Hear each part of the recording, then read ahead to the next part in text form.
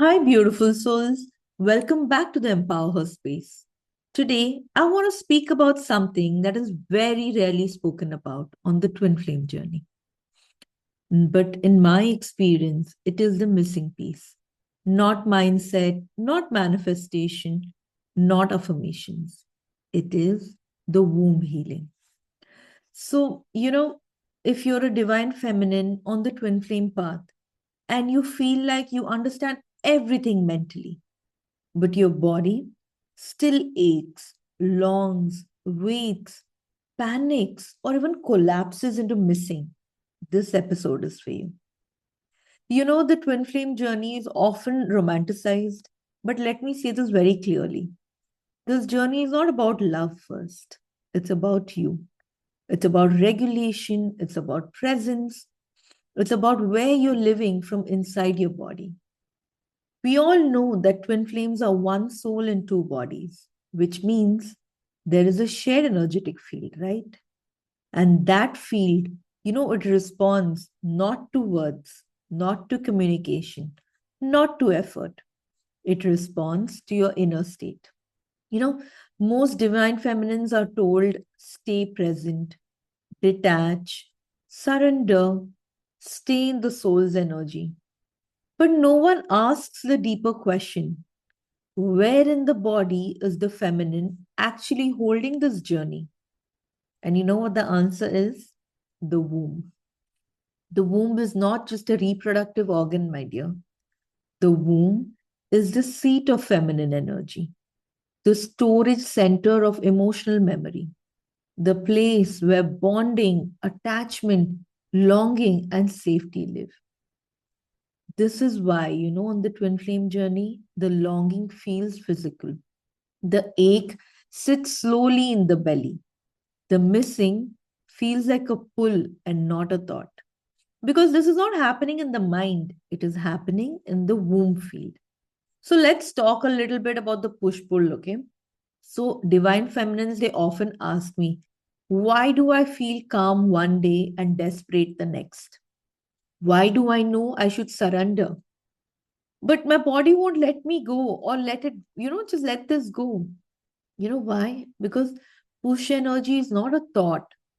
Push energy is what happens when the womb has experienced abandonment. The body remembers inconsistency. The feminine learned that love disappears.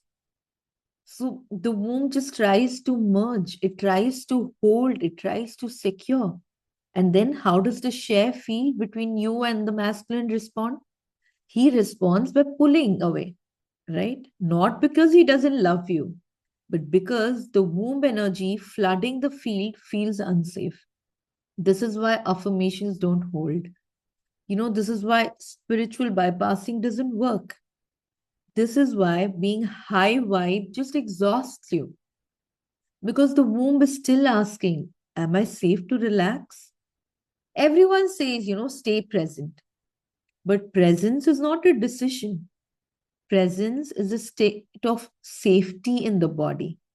If the womb is holding on to, let's just say, sexual trauma, emotional abandonment, ancestral survival patterns, or even past lover cords, unspoken grief, multiple medical trauma to the body cannot stay present. It will scan, it will wait, it will hoop, it will collapse, or even go numb. That is why many feminines, they feel spiritually tired. They're trying to stay present from the neck up, while the womb has been left behind. Okay, so, all of us talk about energy leaks on this journey. It is actually real. When the womb is unhealed, the energy flows towards the masculine, towards fantasies, towards waiting, towards that one day.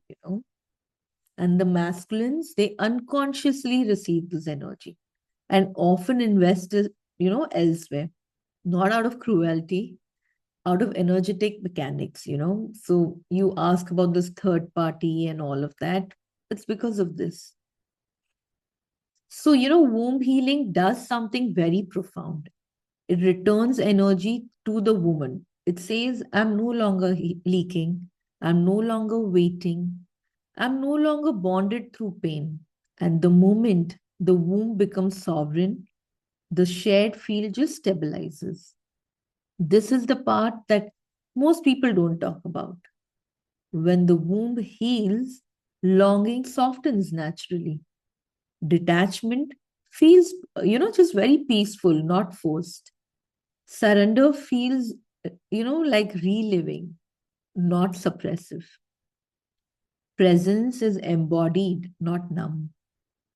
You stop trying to let go because there's nothing gripping anymore, and then when you're so relaxed and not trying to hold on, the divine masculine feels peace instead of pressure, space instead of expectation, and he feels in his soul self instead of survival.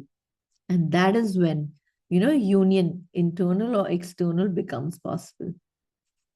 The divine feminine doesn't lead by doing more inner work.